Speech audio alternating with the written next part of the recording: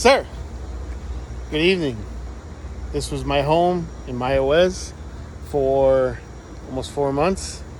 It's time to go. Sir, good morning. We are back. Holy shit! Man, I'll tell you what, it's not 90 degrees like it was in Puerto Rico. Probably about 60, maybe 55. Ooh. Check this out. Dun, dun, dun. Yeah!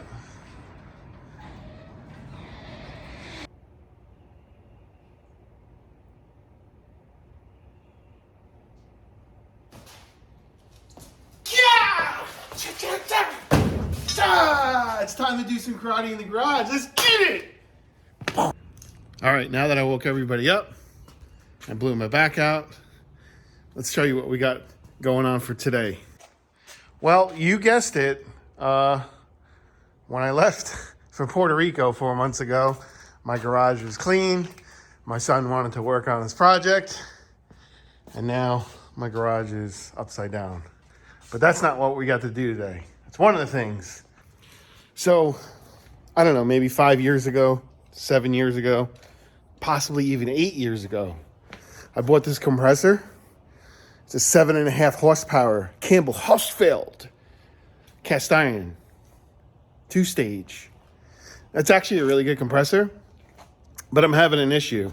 I might have said it once before in one of my videos. Basically what's happening is, and I'm a little disappointed, I'm going to get into that in a second. When the compressor starts getting up to 140 PSI, it struggles and then trips the breaker. So I called a shop that, let me get some light on here.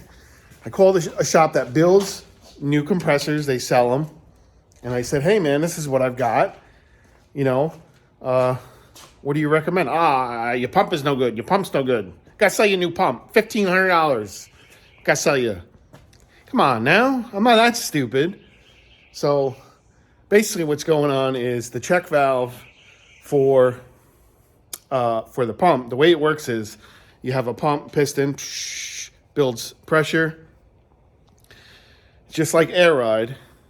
Once the pressure gets too high, that pressure wants to go into the cylinder and deadhead the cylinder, almost like hydrolocking it, but air locking it. So the air from the tank, because it has so much pressure in it, gets back into, because the check valve's gone bad, gets back into the cylinder, and then it locks the cylinder up and causes the breaker to trip. And you're like, what the hell's going on? Well, I'll show you what's going on. So this here compressor, like I said, I paid, I don't know, $400, $500. This is an awesome compressor. It's been very good to me. I needed a flywheel when I bought it. Like I said, I had it for 7-8 years or so. Our check valve is located inside here. So what we're going to do is we're going to pull this line off, pull this bypass off. It goes to your switch to shut your compressor off, and see if we can clean the check valve. If not, then we're going to have to order a new one. But like I said, that's the problem. No, I should have known better. You always want to give the people the benefit of the doubt. I don't like scummos like that, and they're a scummo.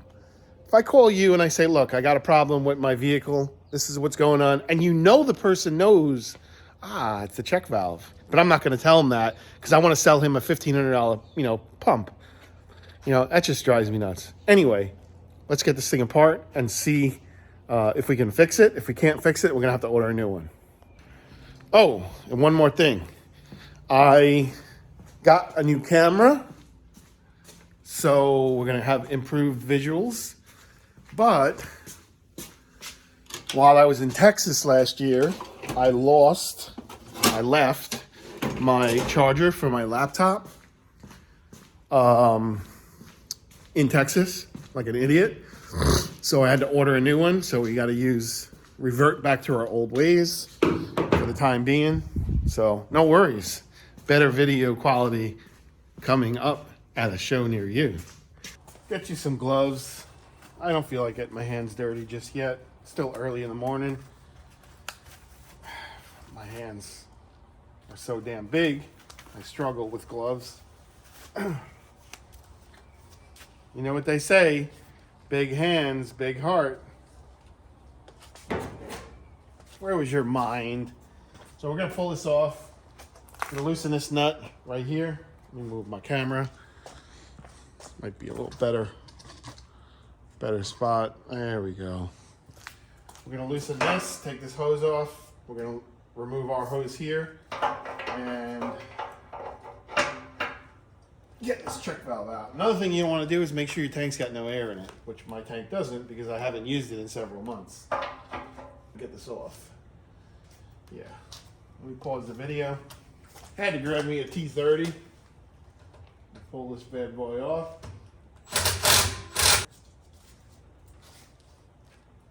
Yeah, there it is. Couldn't see it.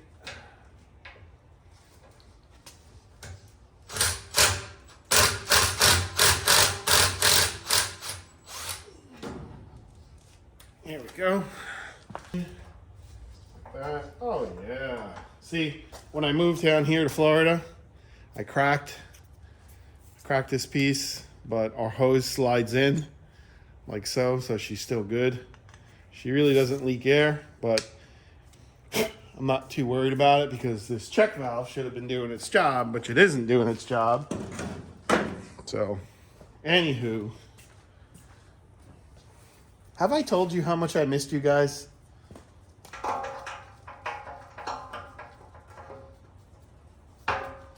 Take this off. All right, I went and grabbed my 32 millimeter and my breaker bar, which is what I should have did in the first place. Yeah. She's a big one.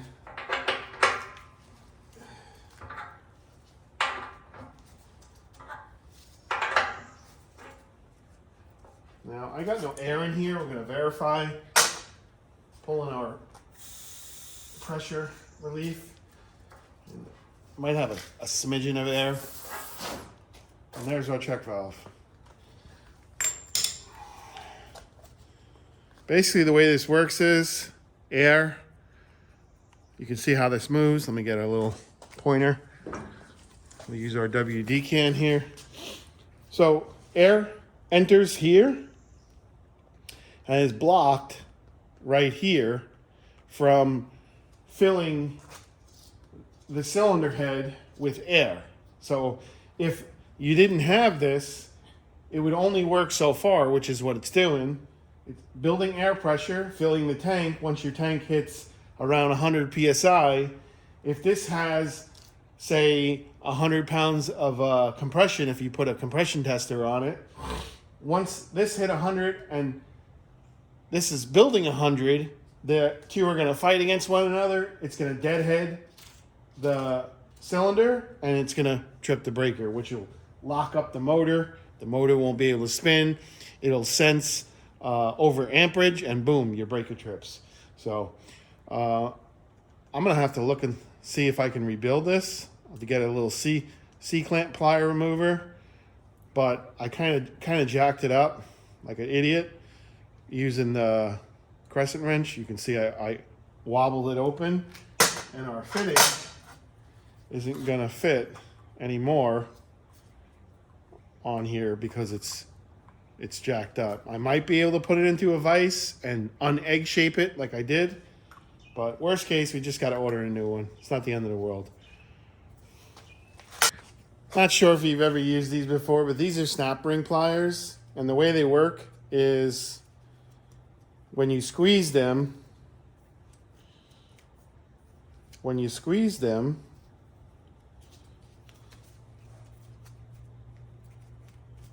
you can release, but we're not squeezing it. Yes, we are. See, I lied. We're going to squeeze them and we're going to remove this snap ring like so. I lied. See? You can also flip it around to where you squeeze them and they open up the opposite way. But we're going to use our makeshift table my son's Bel Air. Ah, Miguel. Almost lost the secret. Put that right there. And that's all it is. It's a spring with a plunger, piece of debris. We'll get inside of here, and which I just found on my finger. That's all this is. You get a little dirt in here, it'll stick open, and it won't allow the valve to do its job. We're gonna try something real quick and see if we can put this in the vise and get this to close, because we might be able to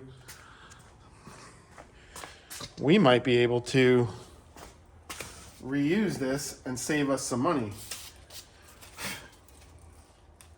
We're gonna put it in like so, and we're gonna squeeze. And I actually got it. Son of a gun. You've got to be kidding me.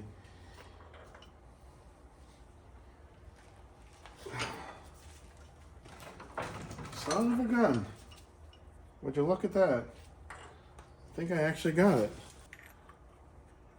See if I can get this thread back in.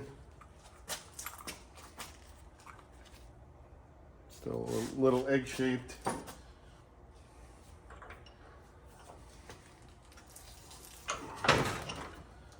And keep in mind, this is just brass. Brass is very soft. That's why we had the issue that we had. We should have just used the socket in the first place. And I might not be able to get this to work. Oh, I lied. There we go. All right, we'll be able to get it to work. This will actually straighten itself out once we put Teflon tape in it. Being that it's brass and it's soft, it will configure to the circular shape that it used to be. So I'm not too worried. So we're going to clean this all up real nice. Take it to the wire wheel. Clean inside of here with a Q-tip or something. And then reassemble it and give it a go. I opted for a clean rag purposely so I can show you the dirt or whatever that came off of it. This was a perfectly clean rag. I mean, yeah, right there. Any of this debris could have clogged this check valve up. So I like using ether. Ether dries really quick. Spray a little ether in it real quick. Cleans it. We're gonna clean the valve.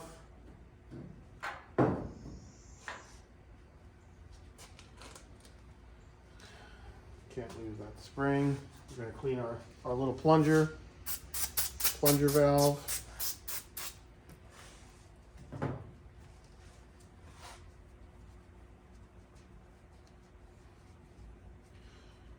Nicey nice. I mean, this could be worn out, but we won't know until we try. I think personally there was a piece of debris wedged in there. And hopefully once I get it back together, let's say this doesn't work, what we're doing now, and the compressor back spins itself when it turns off, which is what I want you to see. That's how you'll know that the check valve is bad. And then we've got our plunger here.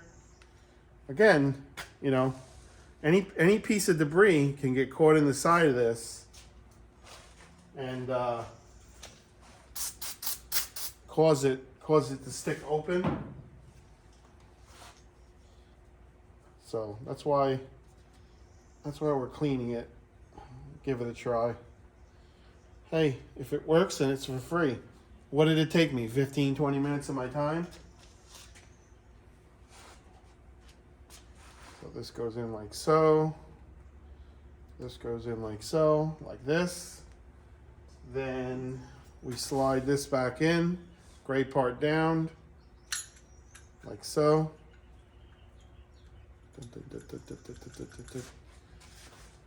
Use our snap ring pliers. Clean this bad boy up too. See? Any of this crud will will give us an issue. Squeeze our C ring, push down.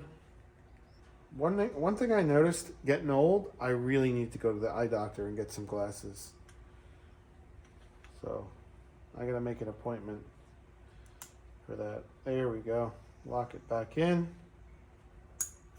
Like so. She's all locked in.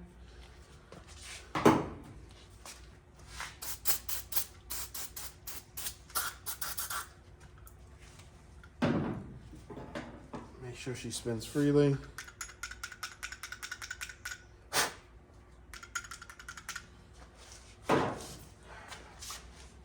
Get some WD-40. All right, cool beans. We'll get some Teflon tape. When you wrap Teflon tape, it's important that you wrap it correctly, because when you tighten it, you'll unwrap the threads. So I wrap clockwise. I usually put about 4 wraps. That's 1, 2, 3, 4. Now when I tighten this will, you can see I'm not unwrapping our Teflon tape. Very important that you wrap it correctly. Again, this is NPT, National Pipe Thread. This is a compression style fitting, so we don't need to put Teflon here. We want to put Teflon here. So we're going to put 2 layers of 4 because it's double. So we'll go 1, 1, 2, 2, 3, 3, 4, 4. Squeeze it with your hand. Get it inside the grooves. Very important, if you don't wrap this right, the Teflon tape will break apart and it will get caught in your check valve. Screw our check valve back in.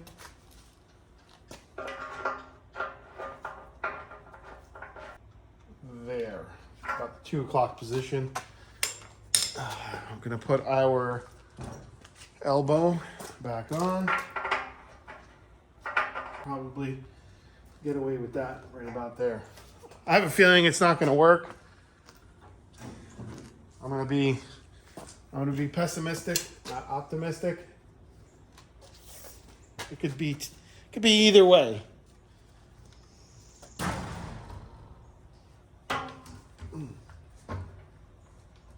We want to make sure that our elbow is in the right position, which now it is. Tighten this back up. Tighten our other compression fitting, and we'll fire it up. Turn the breaker back on. Fingers crossed.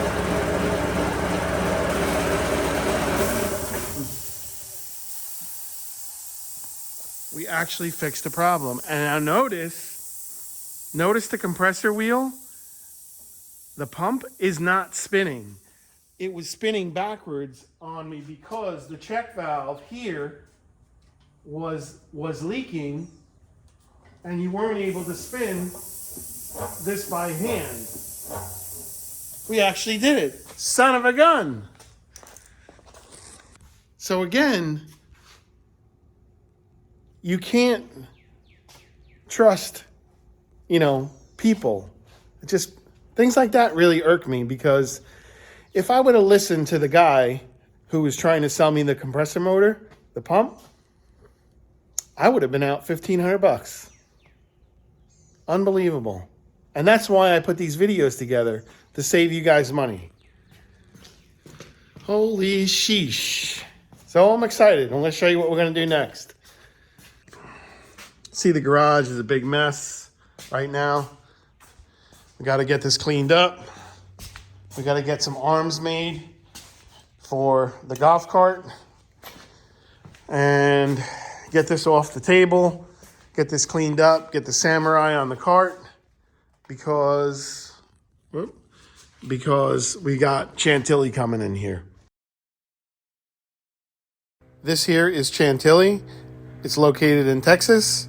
It's coming down to my shop to have a chassis built to lay rocker. Man, I am so happy to be home in the garage, boy. Let me get cleaning. No need to watch that. Who wants to watch cleaning? I don't want to watch cleaning. You don't want to watch cleaning. I'll be back at you in 5 minutes. I wish. So, gonna pick up the Samurai tomorrow. Woo-hoo-hoo! Gonna make a nice vlog on that. Man, I am freaking stoked.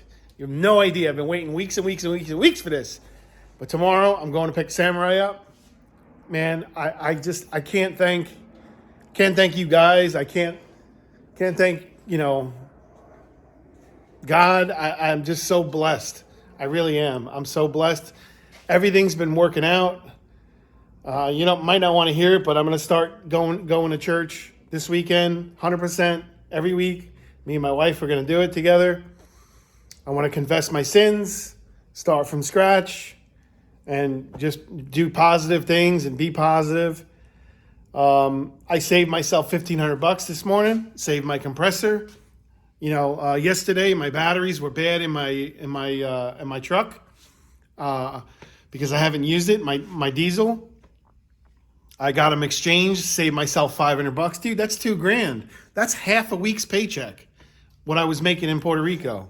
This morning I've been I trade the S&P 500 daily. That's what I do Monday through Friday. Also, while I was in Puerto Rico, I've been practicing on a paper trading account.